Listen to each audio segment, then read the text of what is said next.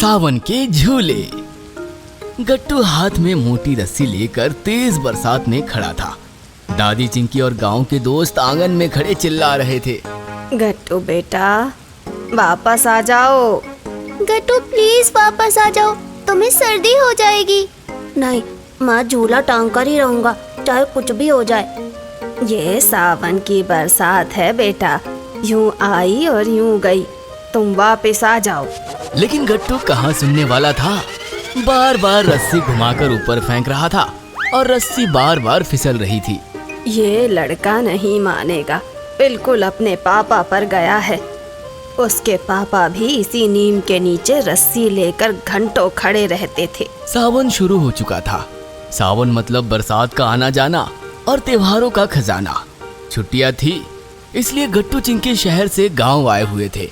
अपने गांव, अपने घर। शहर से बाहर हरे भरे पेड़ पौधों के बीच उनका बड़ा सा पुराना घर था, जिसे वाड़ा कहते हैं।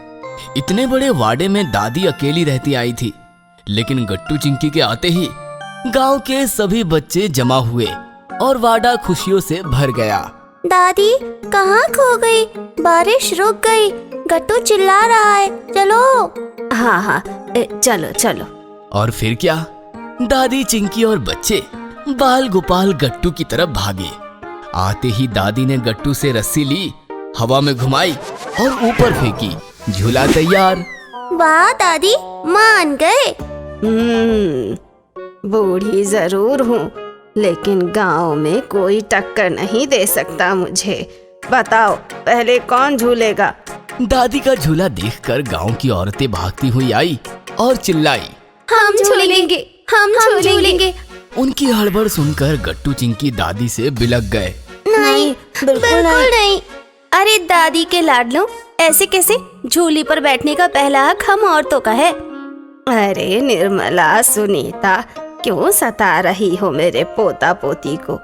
इतने सालों बाद शहर से आंगन आए हैं, झूले पर बैठने का हक तो इन दोनों का है। फिर क्या, गट्टू चिंकी को झूले पर बिठाया गया और दादी उनको झूला झुलाने लगी। चिंकी पहली बार इतने बड़े झूले पर बैठी थी तो वो चिल्लाने लगी, अरे उतारो मुझे, नीचे उतारो, नीचे उतारो। चिंकी एंजॉय, तुम रोप वे में बैठी थी ना, उसके आगे ये गांव का झूला क्या चीज है? और फिर चिंकी संवर गई। दोनों भाई बहन झूला झूलने लगे।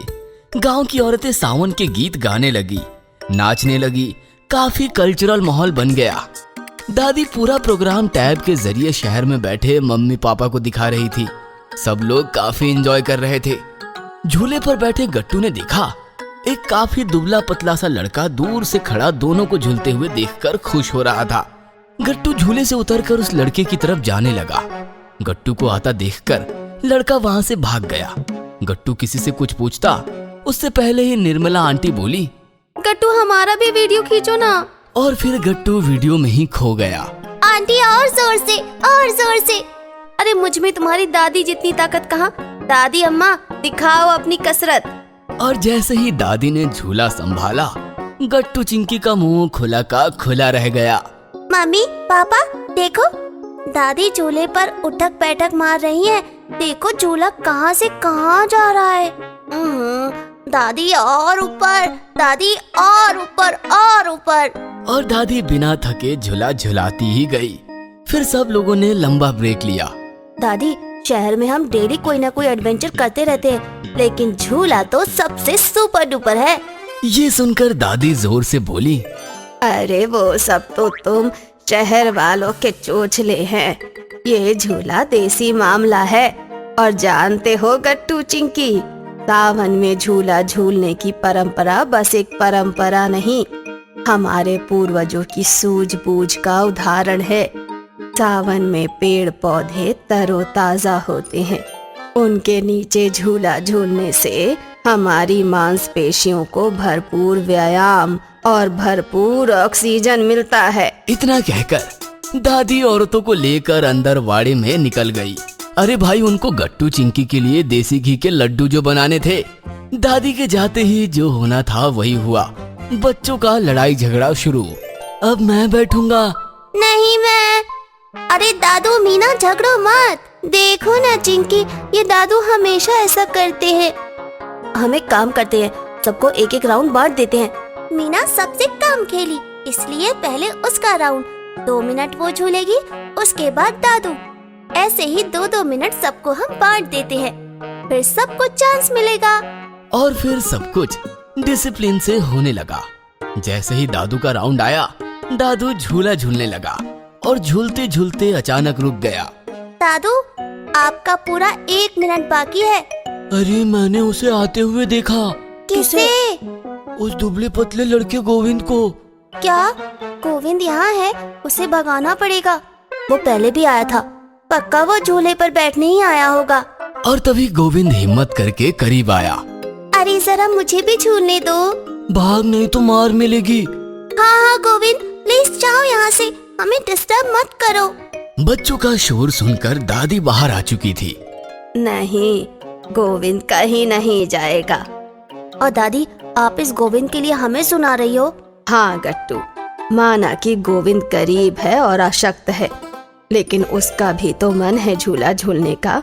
और गट्टू, गोविंद भी तुम्हारा दोस्त है। मैं तो कहूँगी वो तुम्हारा भाई है, दूध भाई। गट्टू, जब तुम बहुत छोटे थे, तुम भी कमजोर थे। वैद्य ने तुम्हें गाय का ताजा दूध पिलाने को बोला था। शहर में मिलेगा कहाँ वो, इसीलिए तुम्हारे मम्मी को लेकर मैं गांव आई। गोविंद की मम्मी नहीं थी, तो उसके पापा ने उसके लिए गाय लाई थी। हर रोज गोविंद का पापा तुम्हें और गोविंद को गोद में बिठाकर गाय का दूध पिलाते थे। कभी कभी वो पागल गोविंद का हिस्सा भी तुम्हें पिला देता था। ये सुनकर तो गट्टू चिंकी के आंखों में आंसू आ गए। गट्टू गोविंद के पास गया और उसके कंधे पकड़कर बोला, गोविंद, मेरे दोस्त, मेरे भाई, माफ कर दे हम सबको। तुम्हें झूला झूलना है ना, हम दोनों एक साथ झूला झूलेंगे। ए चलो रे।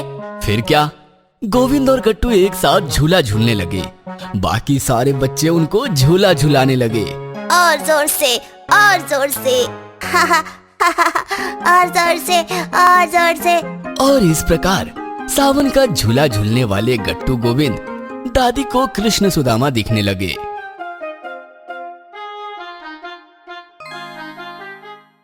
अगर आपको हमारी वीडियोस पसंद आ रहे हैं तो इन्हें लाइक करें, कमेंट करें और सब्सक्राइब करें।